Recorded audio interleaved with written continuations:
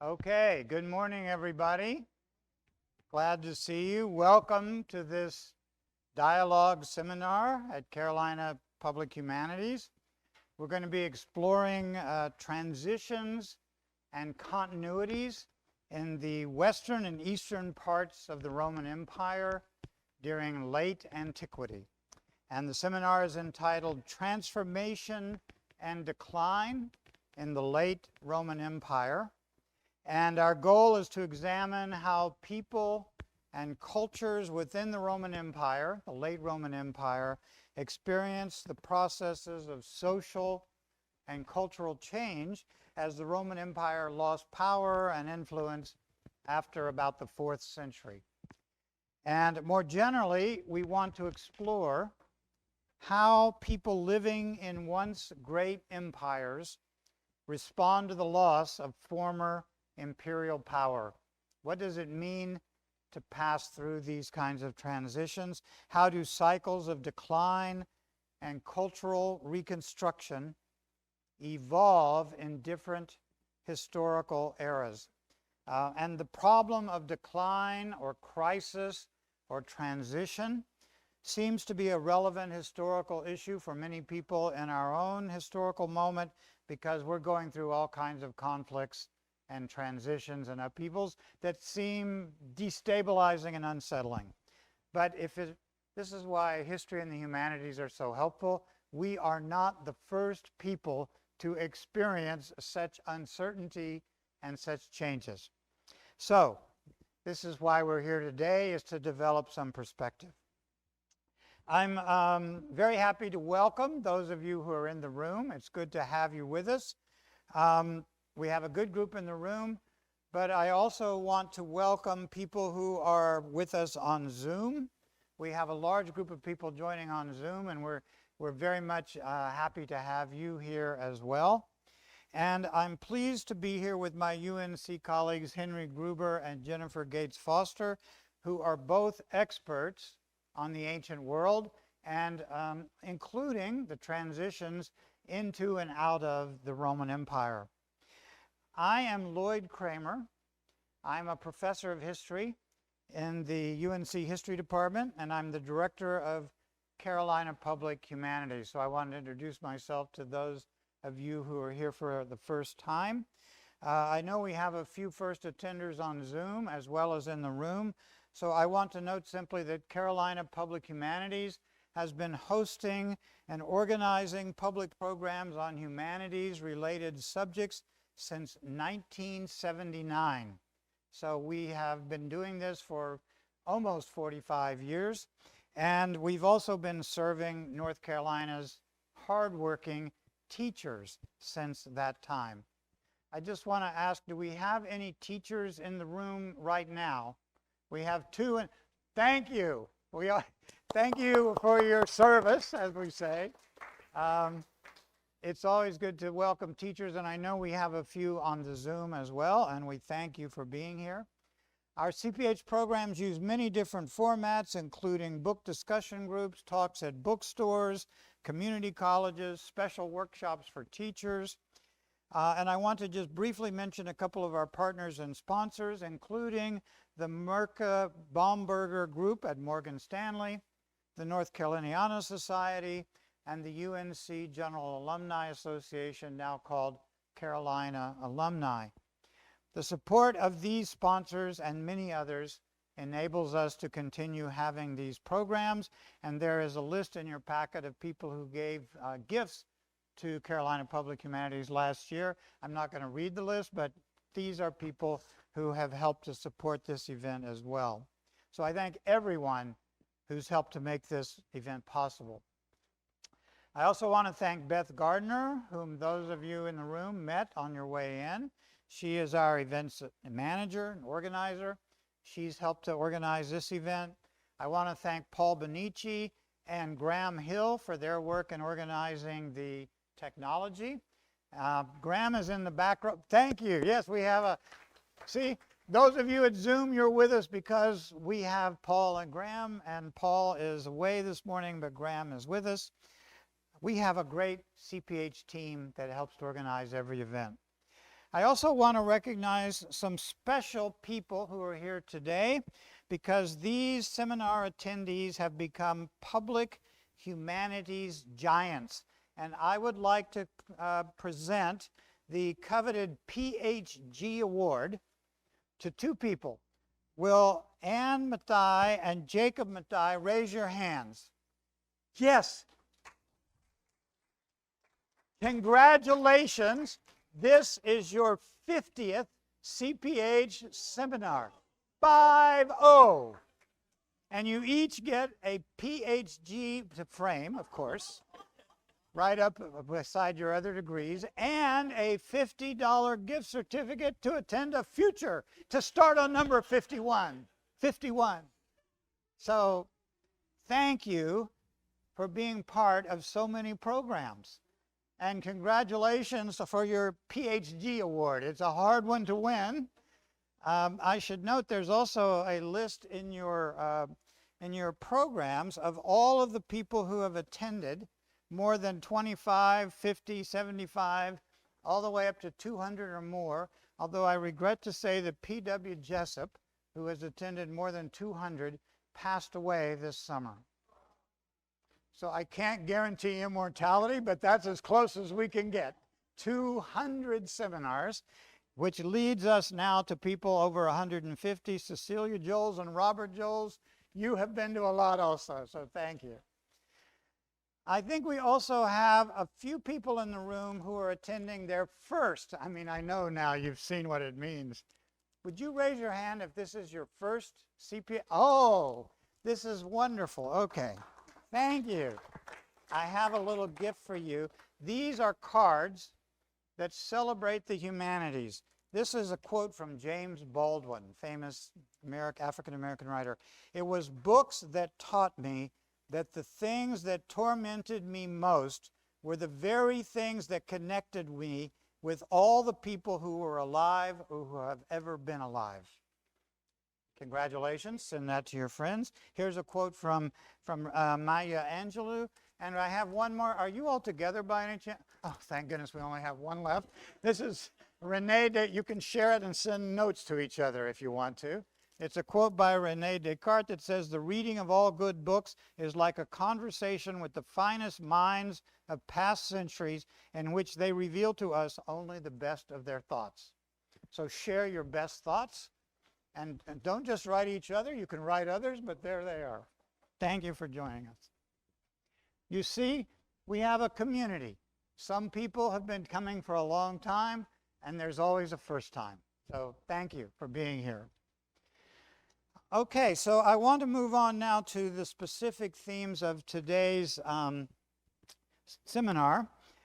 Each session of today's dialogue seminar, this is a dialogue seminar with two speakers, each of whom will present their ideas on a key theme, and then we will end with a dialogue panel discussion at the end. Each session will last for about 75 minutes and include time for questions and answers, comments. And then those who are joining us on Zoom, if you have a question or a comment, you can add your question in the Q&A section on the Zoom screen, and we'll follow up as much as we can. Graham and I will be monitoring those questions, and we'll bring them into the discussion. We'll have a break of about 20 minutes between the two sessions, and you can have coffee and refreshments out in the lobby. And then we'll conclude with a panel discussion in which our two speakers will enter into a dialogue and respond to additional questions from you. There's only one other issue I want to mention. That is, before we begin, please turn off your cell phone. This is an issue that never arose in the Roman Empire, but it's very important now. We don't want any buzzing, dinging, clicking, you name it. So please turn off your cell phone, and then you'll really feel you're in the Roman Empire because you will not have a device. Okay? Okay, so I'm pleased now to introduce the first speaker for this seminar, Henry Gruber.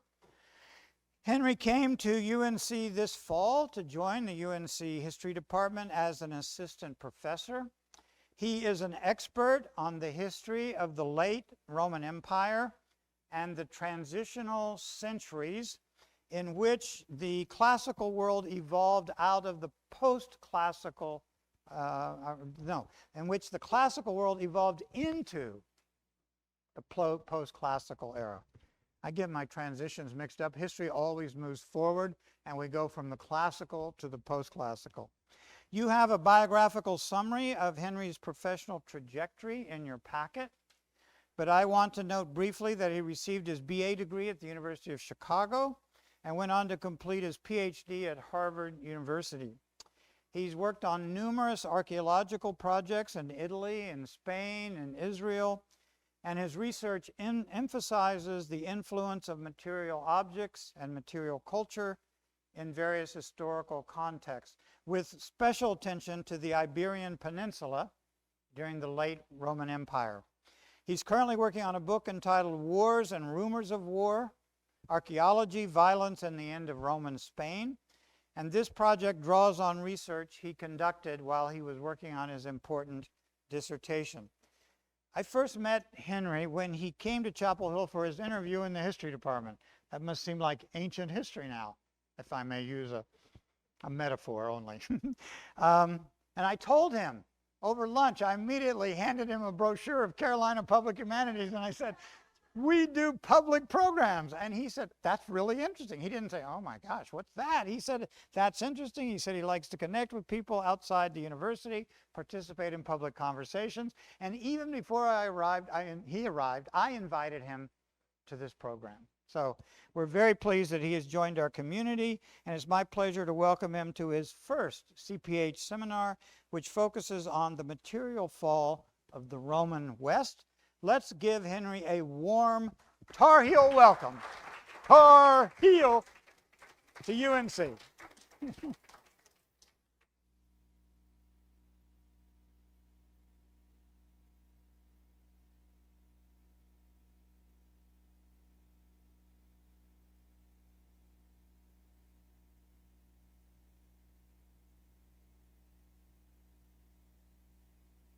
Everybody hear me okay? All right.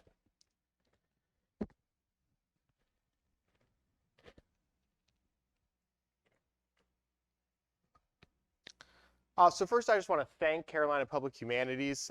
Professor Kramer, thank you very much. Thank you all for coming. I really appreciate the invitation and the chance to get to talk to all of you and to everybody who's on Zoom. Professor Gates Foster, I very much look forward to discussing later. So this is a paper about the fall of the Western Roman Empire.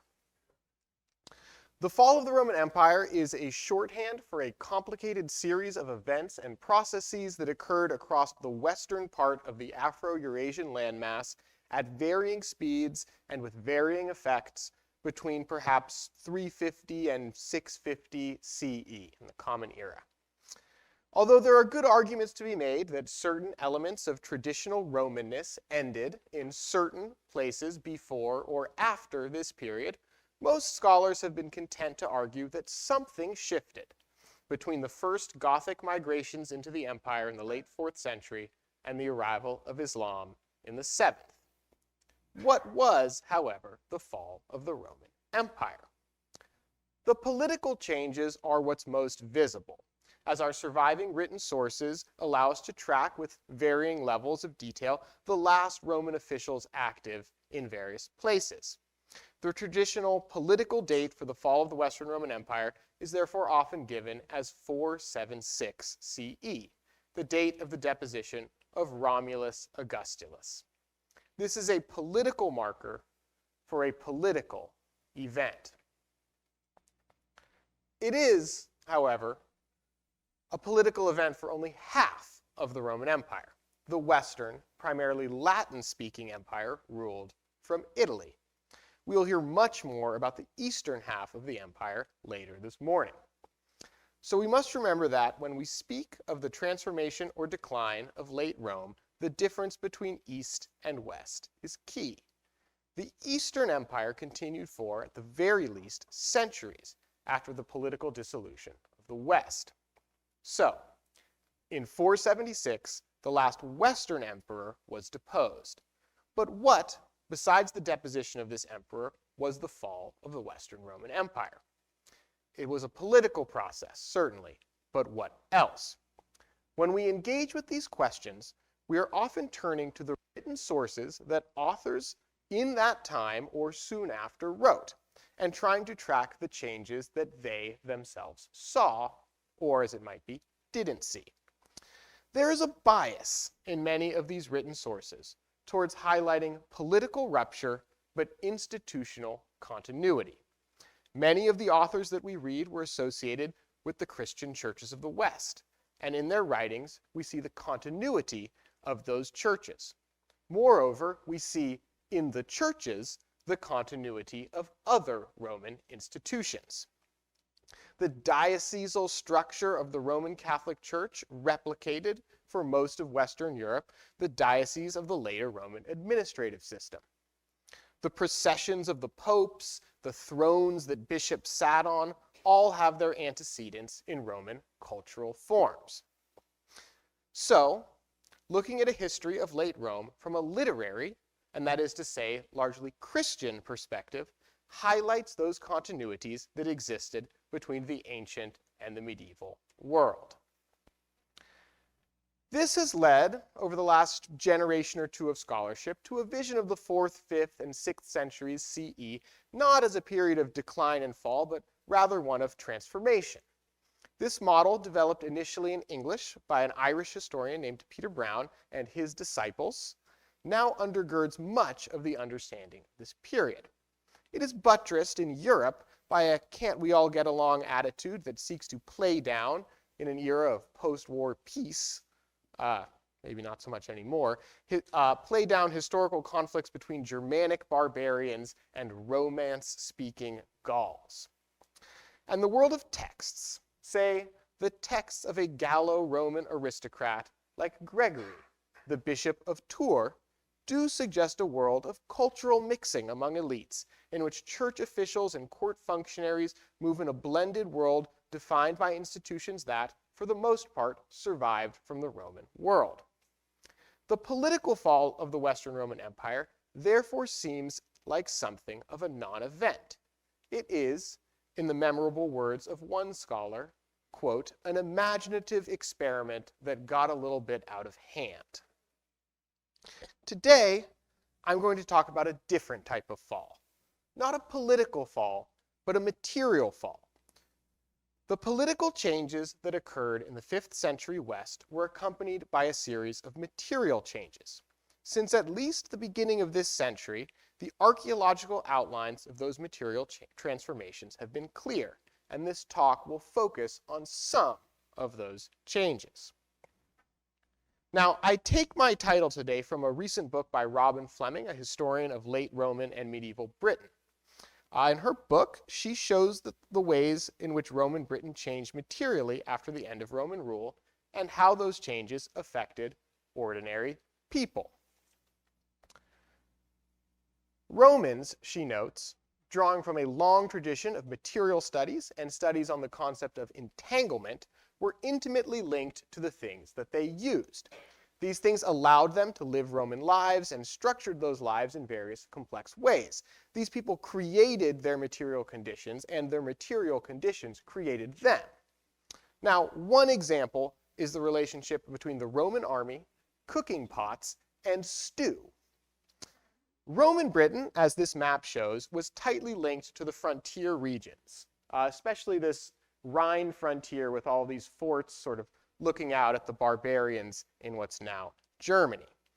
Much of the Romano-British economy was geared towards supplying those troops on the frontier, especially with grain.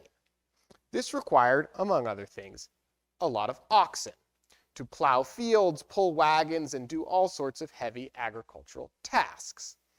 More or less unrelated to the specifics of the supply of grain to the frontier, Romans of late Britain also purchased mass-produced cooking pots, some from British producers and some, like the one modeled on this slide, made in North Africa. These pots, which were of a high quality, could be used to slowly simmer dishes for a long time. When you combine these two features, you begin to understand why it seems like one of the most popular dishes in late Roman Britain was beef stew. The tough carcasses of draft animals simmered for a long time in high-quality pots. Now, when the Roman Empire fell in Britain, and the circumstances are a little murky, but basically the army pulled out and society seems to have very quickly changed into something else, the people in Roman Britain lost access to high-quality cookware. Instead of wide cooking pots with lids made of high-quality ceramic that could come to a boil and then hold a simmer, they had tall and narrow cooking pots that were friable and would break if they were brought to a boil. At the same time, however, the entire economy based around the supply of food to the Roman legions on the frontier disappeared as well, and so did all the tough draft animals. So, over the course of a generation, or more likely a decade, people stopped eating beef stew. What caused this? Well, in some sense it was the pots, in another it was the oxen, but whatever the precise causal priority, this highly Roman way of being in the world disappeared because the Roman world in Britain disappeared. This is what we mean when we speak of the entanglement of Romans and their things and how a material fall might go along with or lie under the surface of the political transformations that we see in our written sources. Because Romans didn't just eat stew. They did all sorts of other Roman things which were supported by and in turn supported something that I'll talk about today as the Roman material culture package. Now, Roman historians and especially Roman archaeologists are rightfully wary of a process that in the early Roman period has sometimes been called Romanization, the idea that everyone sort of became Roman. People are right to be wary about this. However, when we look at the late and post-Roman West, we really do see a process that we might call de-Romanization. It is the disappearance of the Roman material culture package and all the ways of life that went with it. Now, we might be skeptical of this idea of total material fall if I restricted my examples to Britain. Roman Britain was geographically and, for the most part, politically marginal to the Roman Empire. It's just sort of out there. Therefore, I'm going to switch my focus away from Britain and to another region of the Roman Empire, Roman Spain. Roman Spain, what is basically now the countries of Spain and Portugal, was an integral part of the Western Roman Empire. Many important Romans, people like Seneca, Trajan, Hadrian, and most importantly for the period that we're considering, the late 4th century Emperor Theodosius I, all hailed from Spain. Constantine's chief religious advisor who presided at the Council of Nicaea was the Bishop of Cordoba. Spain was also a civilian province, not a military one, and its economy was not, compared to Britain, as directly tied in to the empire's spending on its armies. I mean, just look how many fewer forts we have here in Spain than we had on the frontier. Finally, Roman Spain was also a place in which it seems that some institutions of the Roman Empire continued well after the political end of Roman political hegemony. Unlike, say, the Rhine frontier, where there were many large battles fought by armies, the fall of the Western Roman Empire in Spain was largely a guerrilla affair. Those barbarians who ended up controlling Spain after the empire fell had entered it under Roman authority and, our written sources suggest, with some restraint. The Spanish church continued in the cities of late Roman Spain, and we find in the post-Roman Visigothic kingdom a flourishing tradition of church councils, attended and presided over by thinkers and writers like Isidore of Seville, long seen to link the ancient and medieval worlds. While Spain certainly has a major early medieval rupture with the arrival of Arabs, Berbers, and Islam, it also seems like the kind of place in which we might see continuity between the Roman and the post-Roman worlds. In Spain, however, just like in Britain, the end of Roman rule is associated with dramatic material changes. I'm tracking many of these changes as part of my current book project, which draws on a synthetic analysis of over 4,000 archaeological sites in Spain and Portugal. The data that I'm about to share comes from that project. It's largely unpublished, and I'd ask that you not share it further. In this section, I'll begin by showing some of the characteristics of the late Roman material culture package in Spain, I'll focus on a combination of key case study sites, as well as the distribution of types of materials across the whole peninsula. Primarily, the material will come from the 4th century. This century, the century of Constantine, the rise of Christianity to dominance over the empire, but also the century of the first great Roman defeats along the frontier, will serve as a baseline. I will then show you some of the changes that occurred in the 5th century as Spain fell out of the Roman world. The material that I'm presenting will mostly end towards the end of the 5th century, in the period just around that traditional date for the end of the Western Roman Empire, 476. The Roman material culture package in Spain operated on multiple scales. We can track it across settlement types, from rural villas that organized production in the countryside and served as sites of prestige display for the wealthy aristocracy, to the cities that knit the province together. Some of these cities inland in the peninsula sat along the major roads.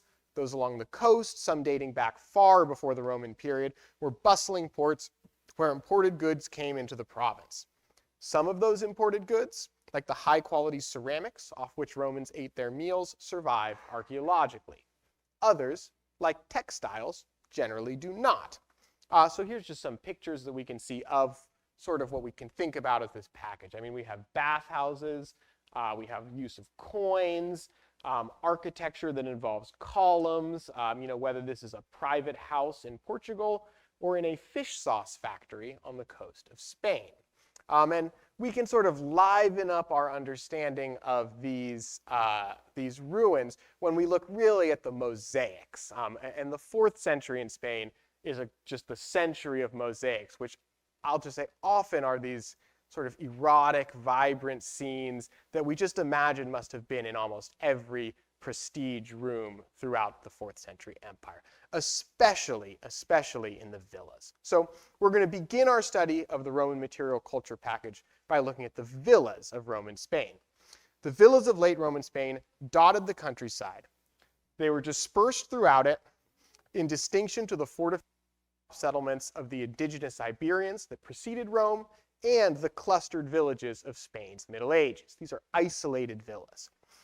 This map shows the villas of Roman Spain. We can see how they cluster, or how they cover most of the peninsula, but are especially dense in areas like southern Spain, modern Andalusia, the Guadalquivir Valley, the Mediterranean coast, but also downriver from the diocesan capital at Merida.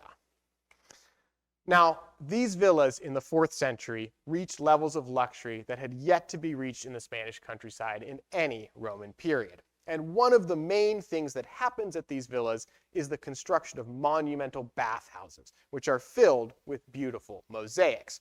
These bathhouses were associated with the Roman cultural practice of bathing in specifically designed facilities, part of the otium, or studied relaxation, aspired to by traditional Roman civilian elites. Perhaps 1 out of every 5 of the Roman villas in Spain was monumentalized in this way over the course of the 4th century. Now we're going to just focus briefly on one spectacular villa, recently discovered and only open to the public since 2019, and then not open to the public from 2020. Here are some of the mosaics that are found in the bathhouse, remodeled in the 4th century on a monumental scale. So here we've got a classical mythological scene. This is Helen with Paris getting onto the boat to go to Troy. And we can also see, if we look at this thing right here, which I hope you can see, this is just one panel in what was an extremely large mosaic, and we'll look at more of it in a second. These mosaics are extremely skill-intensive to execute. They demonstrate a technical know-how as well as a cultural idiom that was unknown in Spain before the Roman period or after. And, we can see more of this here. I mean, this is the Helen part of it. I mean, these mosaics are really quite phenomenal. We'll also note briefly here the richness of the textiles that the figures in these mosaics are wearing. Textiles rarely survive archaeologically, but as we can see here, the clothing worn in these mosaics is lavish, it's dyed, and presumably ridiculously expensive. You could calculate the cost of some of these textiles based on things like Diocletian's price edict, and it would be a lot. Now, the reason that the owners of a villa like this were able to afford such lavish mosaics was that they were wealthy. You know, duh. And that wealth came, for the most part, from control of agricultural resources and the facilities for processing secondary products out of those agricultural resources. Villas organized production. The most archaeologically visible of the products of these villas were liquid commodities, as they were processed in and stored in distinctive vats and then transported in distinctive amphorae.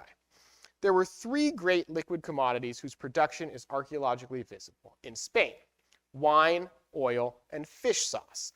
This slide shows the geographic distribution of the production of these goods throughout Spain.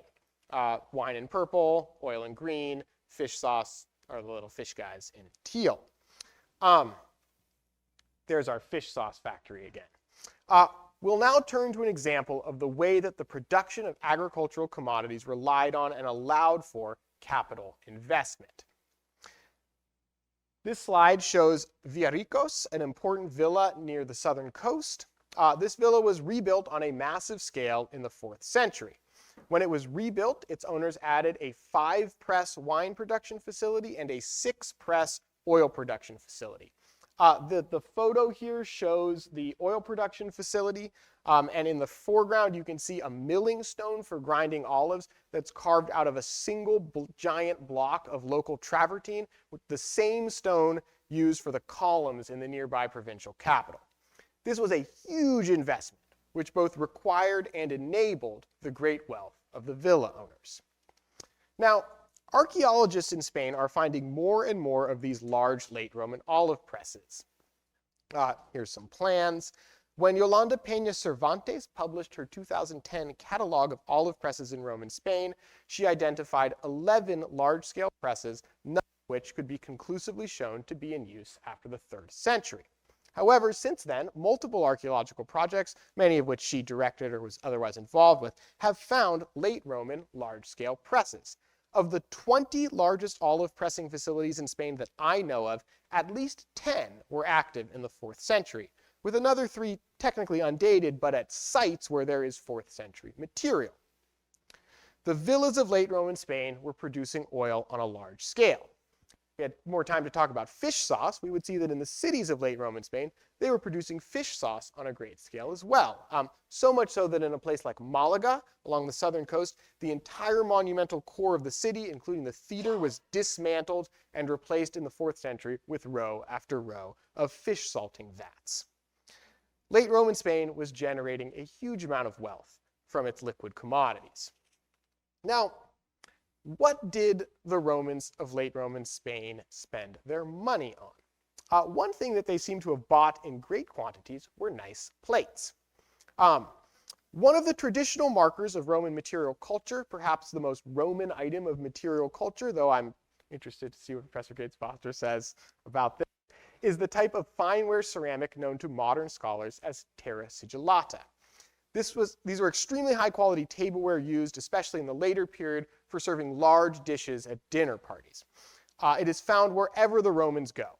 In the words of one modern scholar, quote, "Sigillata delimits the disciplinary imagination of Roman archaeology, which she says is in effect the study of the people who used terra sigillata and the places where they used it."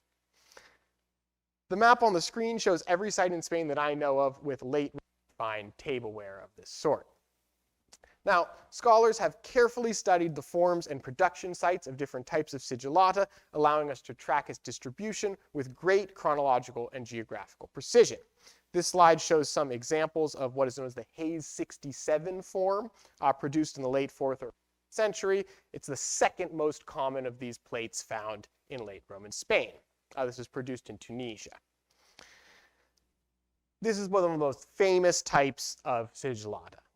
African red slipware, sometimes I'll refer to it as ARS, made in Tunisia, but there are also many other local productions. Some of these sought to imitate the African forms, while others sought to make certain types of bowls not favored by the African potters. There are 4 major types of this fineware ceramic that were being used in Spain in this period. and we can see their comparative distributions displayed on this slide. The first is the African red slipware. That's in green up there. In red to its right, we have locally made Spanish sigillata.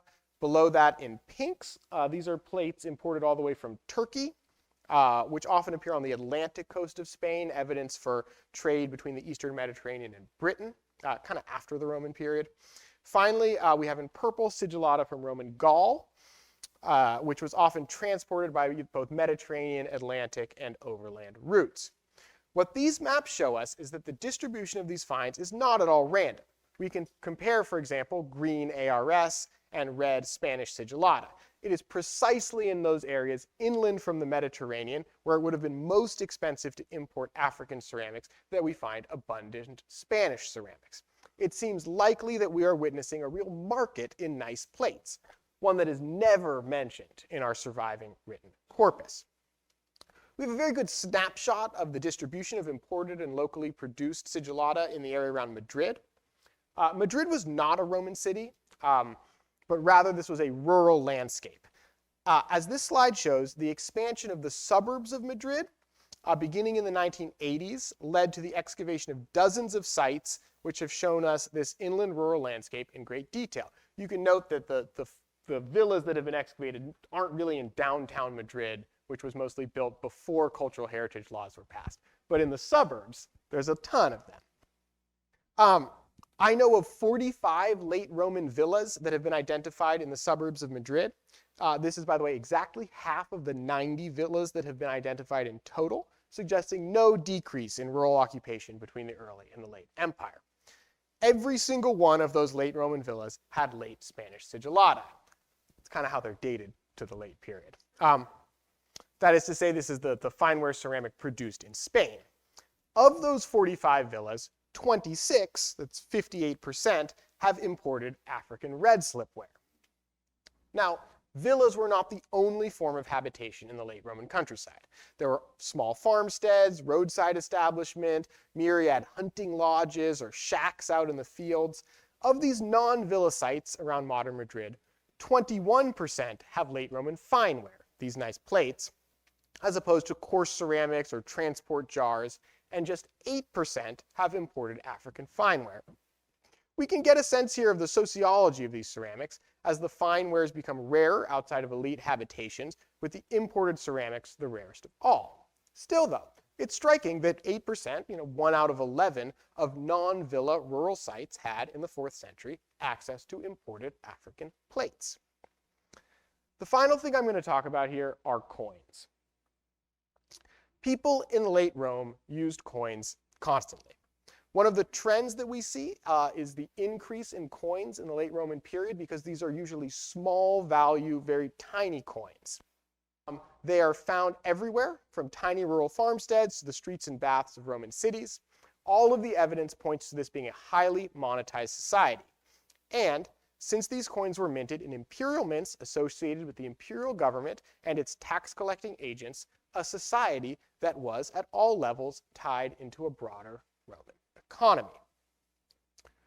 All of this begins to change in Spain over the course of the early to mid 5th century. This is like a political event slide that you can read if you want. The first decades of the 5th century were a period of crisis for the Roman state, and this was felt for the first time in Spain. Spain had, up until that point, largely avoided the civil wars and invasions that had plagued places like late Roman Gaul. But beginning in 407, the civil wars and entry of non-Roman peoples began to affect this formerly. First, a usurper sought to use Spain as his base. His power began to erode. Non-Roman barbarians crossed the Pyrenees from southern Gaul, meeting little resistance. Perhaps, as some contemporaries claimed, the usurper had invited them in. Soon afterwards, these barbarians divided the peninsula amongst themselves. Goths, in the employ of Rome, were sent in to try to dislodge them with middling success. One of these groups, the Vandals, leaves Spain. They decamped to Africa, where they soon captured Carthage, the jewel of Roman North Africa, and made it the capital of a maritime kingdom. This left much of Spain open to the Suevi, another one of these groups who our sources suggest mostly lived off plunder and tribute. In the late 450s, mid to late 450s, Goths, once again under imperial authority, entered Spain and destroyed the Suevi. The peninsula was returned to Roman authority, although this close to the end of the Western Roman Empire, we wonder whether anyone really noticed. The peninsula was now occupied by the Goths, who put down a few Roman revolts that popped up a generation later. We then enter, in the 6th century, the Visigothic period of Spain. This is the political history of late Roman Spain. And along with these political changes, dramatic material changes. We'll track this first with coins. We see on this slide a comparison of sites where Roman coins have been found that were minted from the reign of Constantine until around 425, and then after. As you can see on the left, coins minted during this long 4th century are found all across Spain. They're found in urban contexts, rural contexts, and we get the impression as we see that this was a highly monetized society. By the mid-5th century, however, it seems that no new coins were entering Roman Spain. It seems likely, and in some cases we're pretty sure, that people were still using old coins in their day-to-day lives. But whatever the mechanisms had been for bringing new Roman coins from the imperial mints into the peninsula, those disappeared by the 3rd decade of the 5th century. This represents a crisis with the Spanish economy in which it began to be cut off from broader imperial currents. We also find in this period that the 3 great liquid commodities that had produced in Spain generally ceased production. This chart shows the trend lines in the number of sites producing wine, oil, and fish sauce from the early Roman imperial period until after the Roman period. What we find when we look is a slight decrease in the number of production facilities in operation during the so-called 3rd century crisis, which many use to mark the transition from the early to the later empire. However, as you can see, the production of oil and fish sauce increased again, or even expanded in the 4th century. Wine, on the other hand, does not seem to recover its early imperial production highs, but this may be due to the fact that more wine was being shipped in archaeologically invisible barrels. As you can see being used in this relief, along with ceramic amphorae, which we use to track the distribution of these products. It is clear, however, that the later Roman period, the 4th century, marked here in red, did not see a collapse in production. The 5th century, however, did. By around 500, almost no archaeologically visible production of wine or oil took place in Spain. Archaeologically visible. There was almost certainly small-scale production. While the production of fish sauce in Mediterranean and Atlantic coastal cities continued, it too ceased by the end of the 6th century. These 3 great Roman industries, with huge implication for Roman foodways and ways of living, disappeared along with Roman coinage.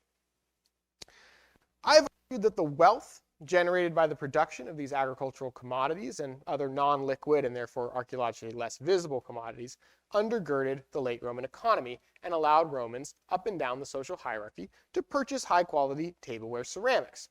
In the same period that Roman coins disappear and the villas of Spain stop producing wine, oil, and fish sauce, we also see the disappearance of fine terra sigillata tableware ceramics.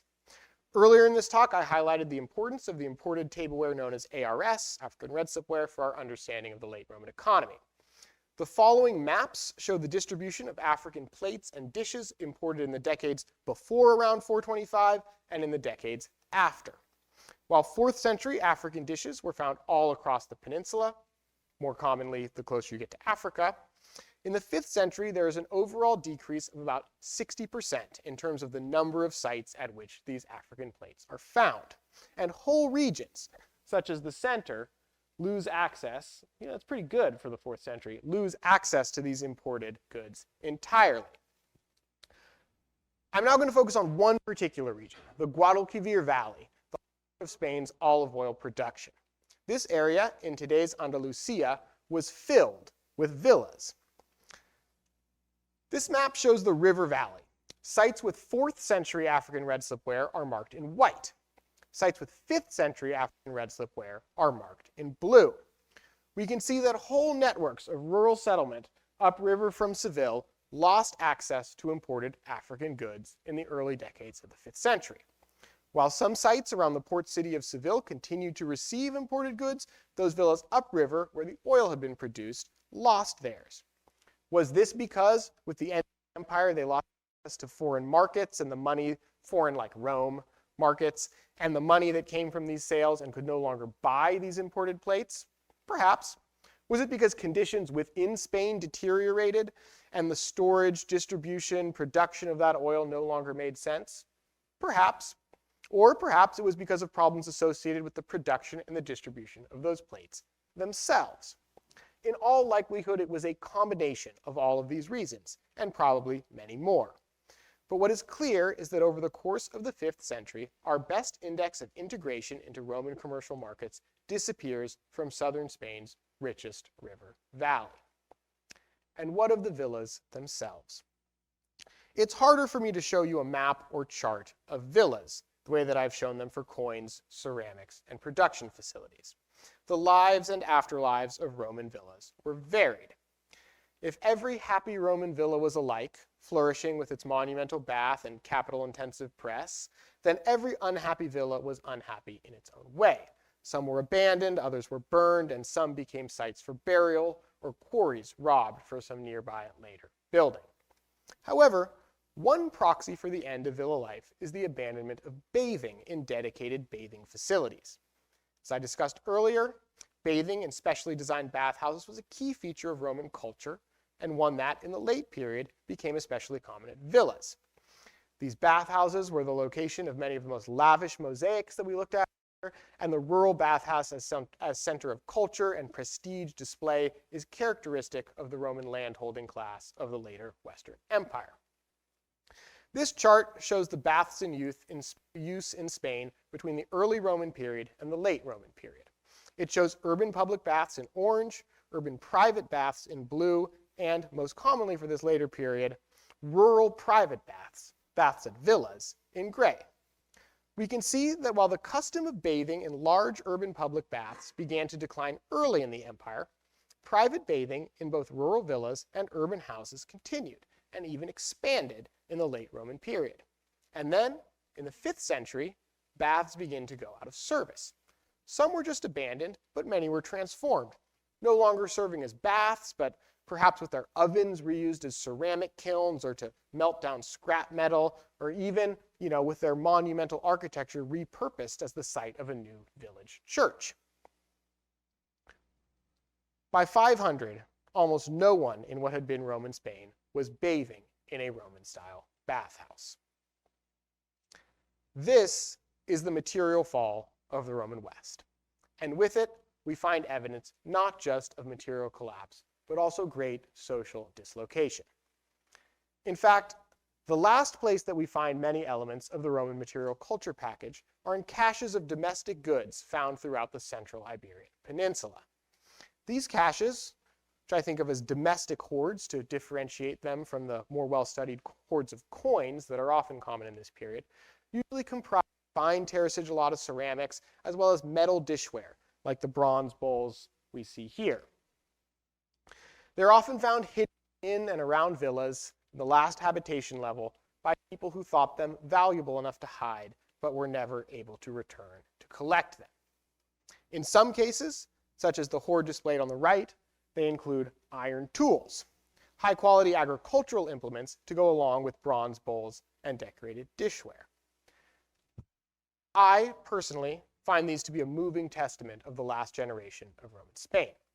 They are a witness to the social dislocation among people for whom tools were just as important as bronze bowls that accompanied the end of Roman rule. To end this talk, I'll turn to a non-material piece of evidence, something closer to what historians generally tend to work on, a document.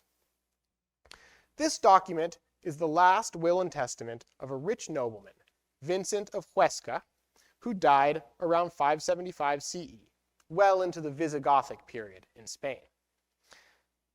This is Huesca, the thing.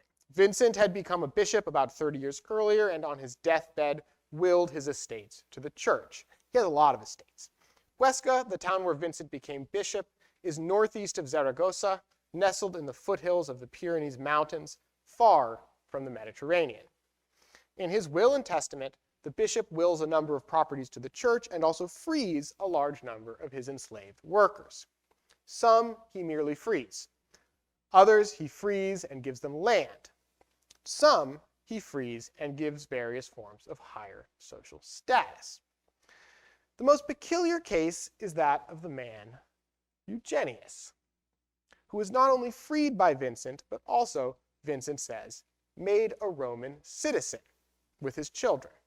Now, much ink has been spilled trying to figure out what a churchman far from the Mediterranean a century after the deposition of the last Roman emperor thought it meant to make one of his freed slaves a Roman citizen.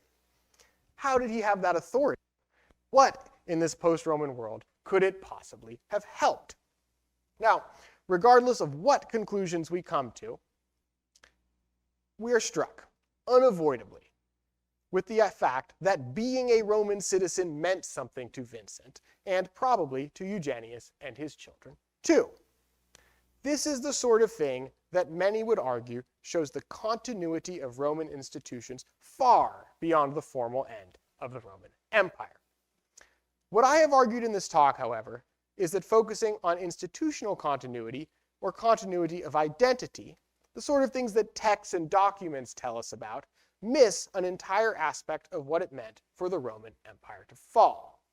That is the material aspect. If Vincent of Huesca ate off Roman tableware, it was almost certainly century-old heirlooms, passed down and guarded from generation to generation. If his enslaved workers drank wine or used oil, it was probably locally made, close enough that you could move it in a skin or some, jar that we can't identify. They almost certainly did not season their food with fish sauces. If they bathed, it was in the river or a spring, not in a bathhouse with lovely mosaics. And nowhere in Vincent's will does it mention that most Roman of rural institutions, the villa. Whatever we think of the institutional context of Vincent of Huesca, the material substrate of what had been Roman civilization had long disappeared.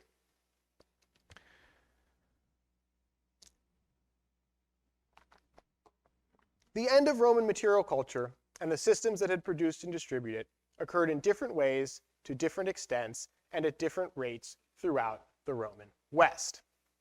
Parts of the empire that for generations had participated in a shared Roman political and material culture began to go their own ways in a project of disintegration.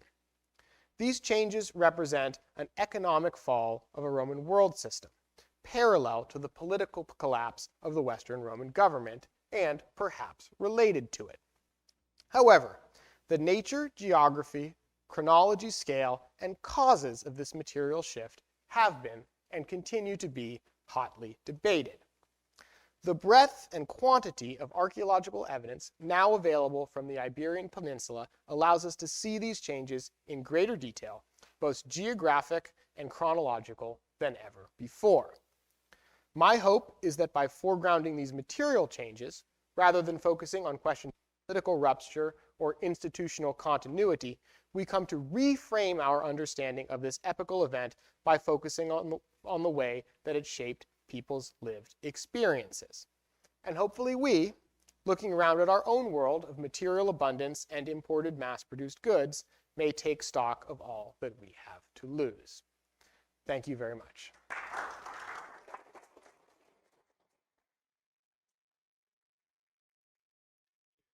You can see that that was a time of loss if nobody could take a bath anymore. That is truly the meaning of the decline of the Roman Empire. In all the transitions of the world, that's one of the most dramatic I've ever seen, the end of bathing.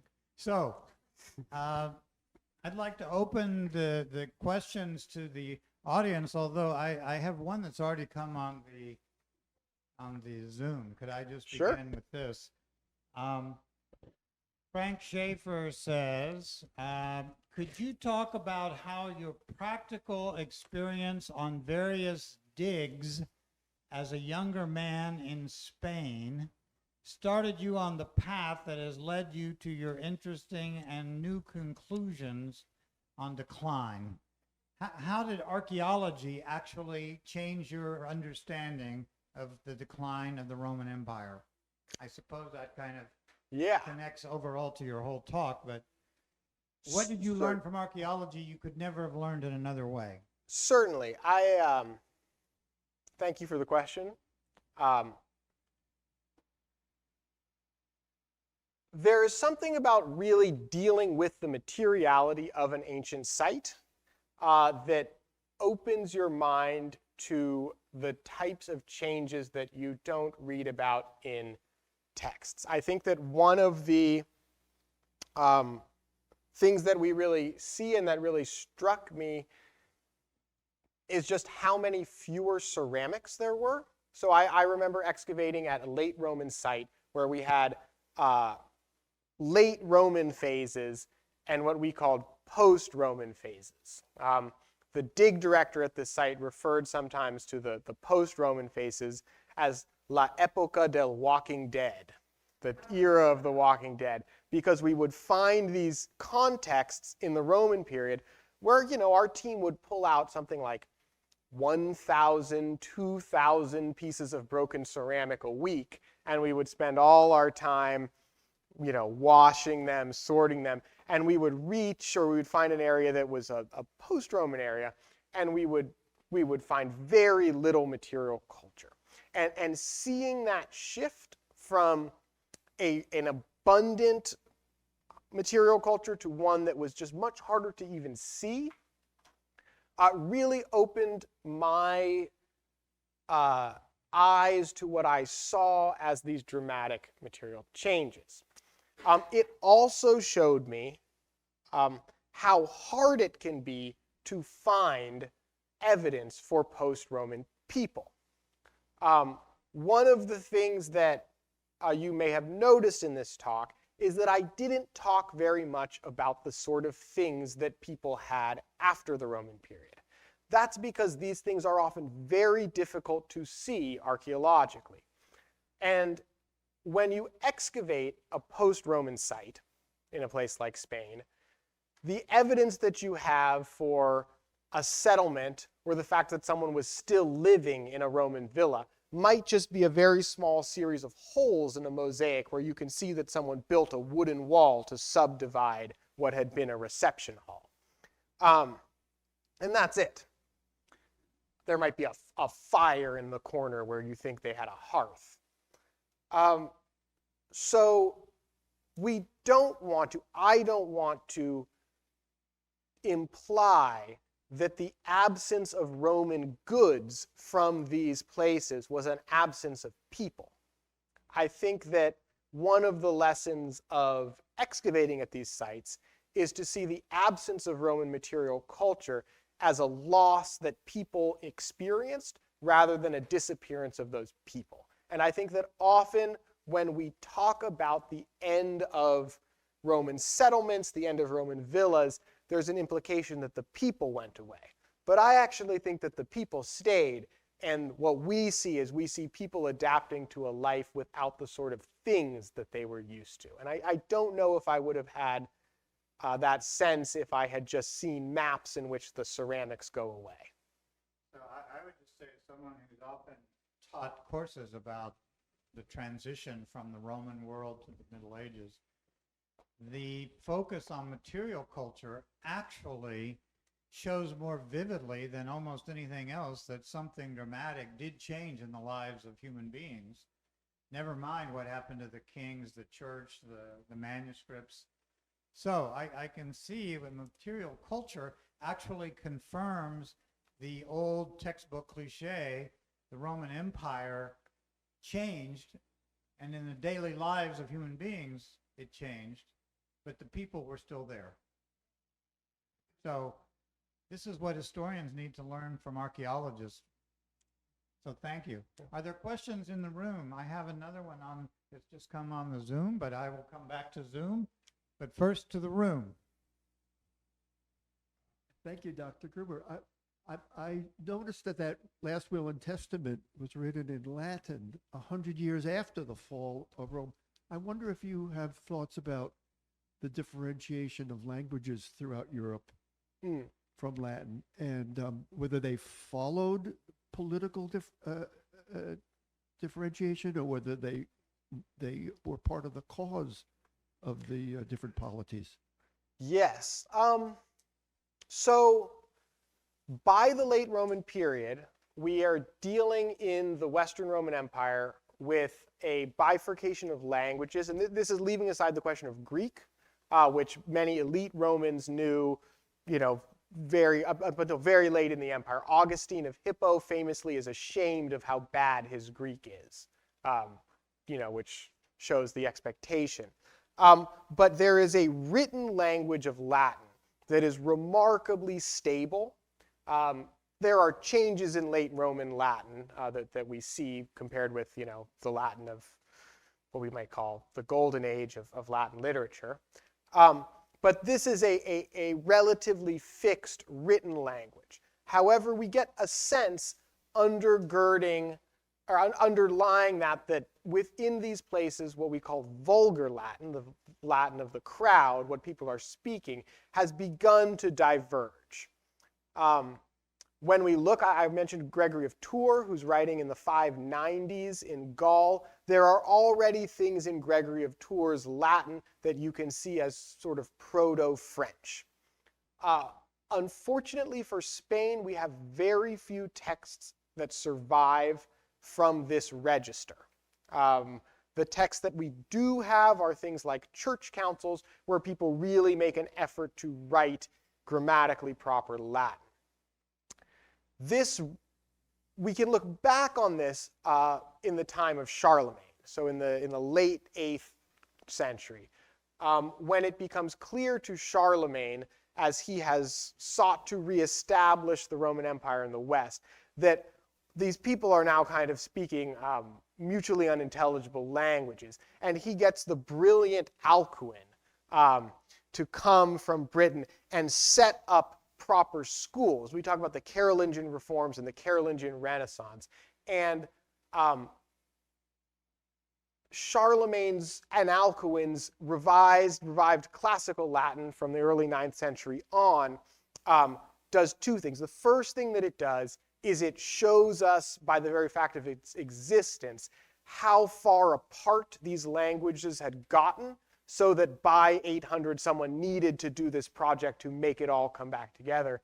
And it also obscures to us future language change, because suddenly anyone in the West who is educated is writing in the Carolingian revised classical Latin rather than in whatever they're speaking. And so it's not until the 12th or 13th century, with the rise of the Romance literatures, that we can once again actually see what people are speaking. And by that time, we're really looking at new languages. I'm going to come back. We have some more questions on the Zoom. This one actually is from Paul Connick. He says, what actually accounts for the spread of the Roman cultural influence you described? These objects, these ceramics, these changes were not adopted by decree. How did people learn about these ceramics, and what does this tell us about local attitudes toward the Roman presence? Does it mean that people wanted to use objects to show that they were Roman? So this is it's a very, very good question about which many, many important books have been written. And Good question. I am somewhat hesitant to give my, let's just say it's complicated. This is what we tend to call the Romanization debate, which has been very fierce for about 100 years. And it's this question of what led to the adoption of certain aspects of Roman material culture and culture in general. And there are different models. Some people think that this is the result of elites who want to imitate Roman elites and show their allegiance to Rome. There's a famous passage about the princes of Britain who are introduced to things like the bath and speech competitions and the togas, and they call it civilization, but in fact it's part of their enslavement. There's this, that's one classic model. There are other models that see them emanating out of the legionary camps, where people who want to remind themselves of their Mediterranean homelands want to buy things like Mediterranean olive oil and the nice plates, even though they're living somewhere on the Rhine frontier. And there are lots of different models of what it means for this culture, which is not just a Roman material culture. I mean, the Romans, the people from the city of Rome or people from the area of Latium or even of Italy are themselves adopting different elements of material culture from around the Roman Empire. But there is certainly something of a homogenization of taste across the Mediterranean world and beyond. So it does give people a feeling of status or of some kind of identity, some kind of link. I know you're very hesitant to say that, but we can seems certainly to be talk something we're going about to come that back later. to. It's sort of like today, 100 years ago, you didn't see people wearing American blue jeans in Paris, but now you see it all the time. I'm not comparing America to Rome, but Sure. it's like what becomes stylish and what becomes cool is related to the way goods are circulating.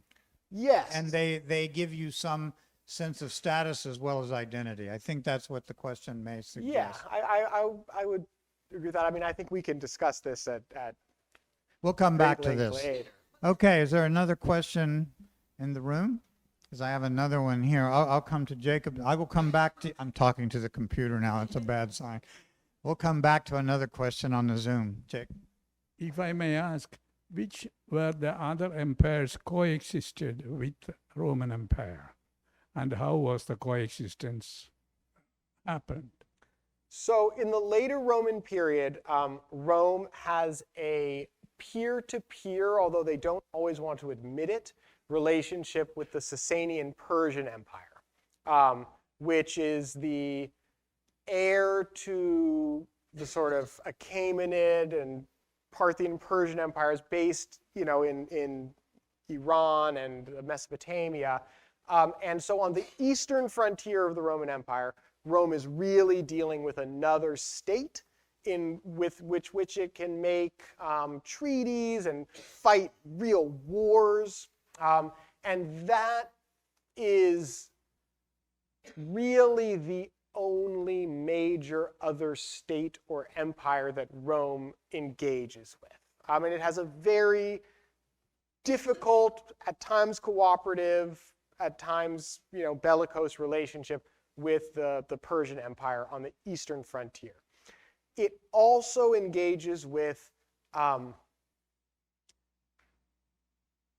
semi-state actors, both in what's now sort of Central Europe, Germany, across the Rhine and Danube frontiers, who are at the beginning of the Roman period loosely organized, and through contact with Rome and the need for the Roman Empire to identify people with whom it can negotiate, they become more and more centralized, so that by the end of the Roman period, the Romans can deal with somebody like Alaric, the king of the Goths.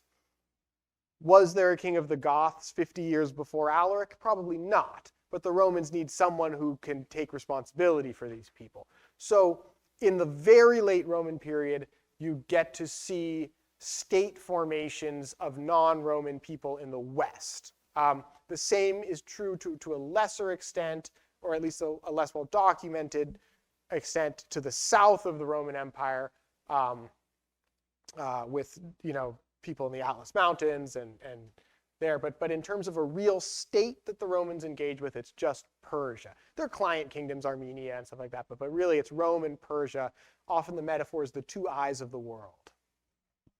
Were people in this period, we don't have a lot of written sources from the communities you're looking at. Do you have a feeling that they were aware that something had once been greater and then it was in decline? Was there a kind of make Rome great again? I don't know if that's among people who said, gosh, we used to have a lot of pots, we had good bathrooms, we had a lot of stuff, I mean, but there's no sense of deep loss, or is there? Well, I think here I'll choose two examples, one from the West and one from the East. And neither of them talk about pots. I'll just say They don't talk about pots? They don't talk about pots. But Salvian of Marseille is a churchman who was born in the Roman imperial capital of Trier on the Rhine frontier, early in his childhood he was forced to flee with his family, and he ends up in southern Gaul at Marseille. And he writes this book in the 450s, I don't quote me on that, called On the Governance of God. And Salvian is aware that things are going poorly for the Western Roman Empire, and part of his project is to explain to the Romans why this is their own fault. They are not virtuous, despite claiming to be Christians, and they have invited God to punish them. He also has very interesting comments, which people kind of decide how seriously to take, about the idea that taxation has become so heavy that Roman peasants and Roman people would rather go over to the barbarians and live non-Roman lives but not have to pay taxes rather than live within the corrupt Roman state. So Salvian of Marseille, in the middle of the 5th century in Gaul, certainly sees the disaster all around him, and his project is to show that this is part of God's punishment to the Romans for their lives of luxury, for the fact that they cheat their tenants out of rent. He's addressing the landowning class. So there's definitely that sense. And then in the 6th century, in the Eastern Empire, there's an extremely ambitious and hardworking and complicated emperor, Justinian, who's emperor from 527 to 565, a very long reign marked by both great success and sort of incredible catastrophe. And Justinian embarks on a project that really could explicitly be called Make Rome Great Again, Renovatio, the renewal, renovation of the Roman Empire, in which he has lavish building projects. He attempts to reconquer the Western Empire with, some success. He gets hit. The empire under his rule gets hit by a pretty devastating outbreak of pandemic disease, bubonic plague, which some argue really had a disastrous effect on his policies. Other people think that the policies weren't going to work anyway.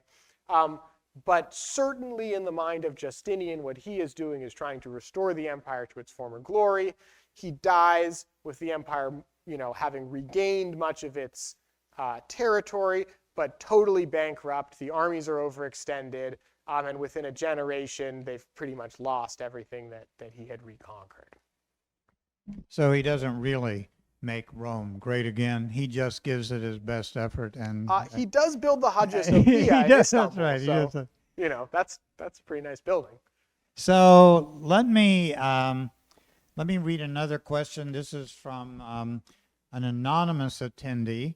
It says, one of your first slides showed a mosaic floor, and you commented about fabric. Can you restore that? Do you know which slide that we're talking about here? Yeah. What was the name of that villa that showed the rich fabrics? Yes. Has anything been published about this that people like me could understand? I put that in vernacular. It says that would be accessible to people. Yeah. So this is the villa of La Noheda, Noheda,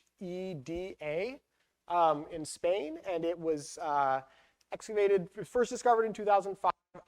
In 2021, maybe there was a National Geographic spread about it. Actually. It just recently became open to the public. Yes, in 2019 it was open to the public, and there was a National Geographic feature on it. I forget if it's National Geographic Spain or National Geographic not Spain, But either way, it's available online. And there's like visit spain.blogspot.com type places where you can find out more about this villa.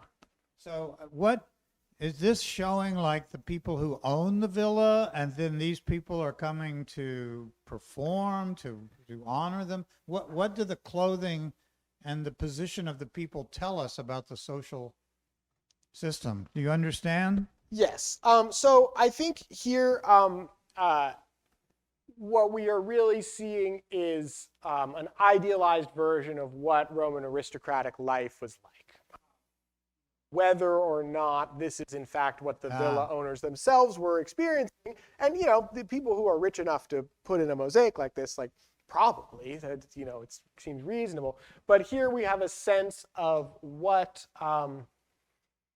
sort of what people looked like. This is sort of a famous Roman striped toga of classical office. And we just get a sense here. I'll be honest and say I haven't spent a ton of time studying the content of these mosaics. So what exactly does the clothing represent, or who is represented in this clothing? That's the question. Generally elite Romans of the sort of the landowning class and the highest sort of senatorial class of the Roman Empire. So people would have known if someone were dressed like that, they're from the elite. Yeah, certainly. And they probably had taken a bath. Yeah, definitely. I mean, put it that way. But even people who are not of the highest Roman elite class, Leslie Dossie, in a book called A Peasant and Empire in Christian North Africa, one of the things that she does is she shows over the course of the 2nd through 4th centuries the extent to which the clothing that enslaved people who are depicted in mosaics, their clothing gets nicer. Whether that actually reflects increased standards in living between the 2nd and the 4th century, or just people want more nice clothes in their mosaics, we don't really know. Textiles generally don't survive archaeologically, but there are certainly many people wearing nice clothes in late Roman And what about mosaics. the people at the bottom who don't seem to be wearing any clothes at all? Yeah, these are Are like these little. mythological figures, or what do they represent? Roman art has a tradition, certainly, of having sort of cherubic, or little Cupid naked boys running around in them. And, They are in transition, but that's a tradition of having. yeah, but this is supposed to. I mean, we can see here that the mosaic represents, with these columns. This represents, in some sense, the villa as it's imagined in art, and we can see these are activities that are, real or imagined, happening within the villa. It is a self-representation of people as they imagine their life should be. Yeah, self-representation, but also, I mean, here, if we look at this, these are clearly mythological scenes in which people are also wearing. I mean, that's Dionysus. I mean, that is a beautiful mosaic, really well preserved. Okay, let me open. Are there other questions here in the room? I'll come back to the Zoom, but I want to open it in the room. What is the estimated population of that time, and what's the ratio to the servants and slaves? Estimates for the population of the Roman Empire are something like 50 to 70 million. Roman Spain, probably something like 4 to 5 million. Ancient demographics, very difficult. We don't have many. Certainly in the late period, we don't have any census records. But that's sort of our guesstimate based on what we know. The question of the number of enslaved people is also very difficult, and it would depend based on whether you were in an urban context or a rural context, and also what part of the empire you were in, because patterns of slave holding differed. I think that the most recent book that I read on the demographics of Roman enslavement would say something between 10 and 20% of the population is enslaved. There's a whole question about this supposed semi-enslaved or dependent class, the coloni, which some see as enslaved people who have been sort of implanted onto, they're nominally free, but they can't leave the places that they live, and they become the serfs of medieval Europe. You know, that could be another percentage, but certainly a high proportion of enslaved people, but probably not as high as in the early Roman period or say in like the antebellum South. You mentioned about population, and people seem to kind of lose visibility. And one of the old cliches about the decline of the Roman Empire was there was a significant drop in the number of people, right? Yeah, and that seems pretty certainly clear. in places like the city of Rome declines from a population of, I think, you know, in the time of Augustus, over 1 million. Still by the early 5th century, late 4th century, 800,000 maybe. By the middle of the 6th century, 30,000, 50,000. Wow. I mean, but that's because an ancient city is a demographic death trap. I mean, people come to the city, they don't reproduce, they die of communicable diseases, it's not sanitary. The city exists because people constantly want to move to the city. And once people stop wanting to move to a place like Rome, you know, you get the very quick collapse in the population of the city. So that was another sign of transition. Okay, is there another question in the room? One more over here. And we might have time for one more. Got to make this quick. I'm hung up on the bathing set thing. In like 400, and then it dropped off in the next couple of generations. How many people were bathing, and how many were what? How often were they bathing back in that era, the high bathing? Okay, could you show us the graph of bathing again? I think I have never seen such a vivid representation of the transition of the Roman Empire as bathing. I mean, truly, that's an original framework. I mean, bathing is an extremely important Roman cultural practice, and not just bathing, but bathing in bathhouses. In the early Roman period, you know, if you want to be someone beloved by your town, you will help, you know, chip in money to build a bathhouse, or you will help renovate it, or you'll put in some new mosaics. There are places in the urban context in which people really come together to do this Roman thing. I mean, and there are many texts about the baths.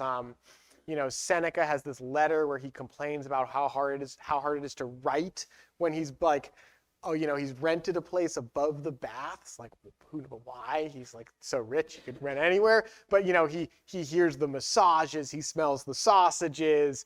You know, people are shouting when they drop the ball in the ball game. Like, you know, going to the baths is a real thing in Rome.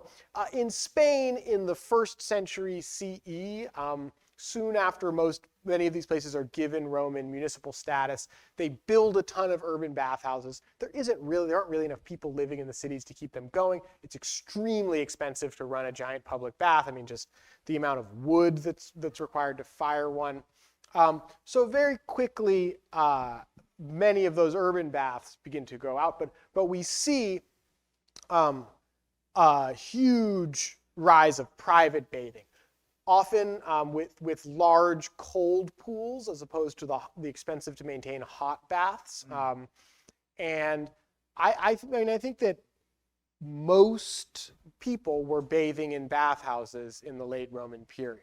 And how often would they go? Every other day to take a bath, or would they take a bath twice? Traditional elite Roman bathes every day. Every day they'd Yeah. go. So that was a big deal. They spent a good bit of time Yeah. going to the bathhouse, Oh, yeah. disrobing, taking a bath, talking to their Yeah. friends in the bath, Yes. getting dressed. I mean, that was a big part. Especially if you're in, I mean, it's like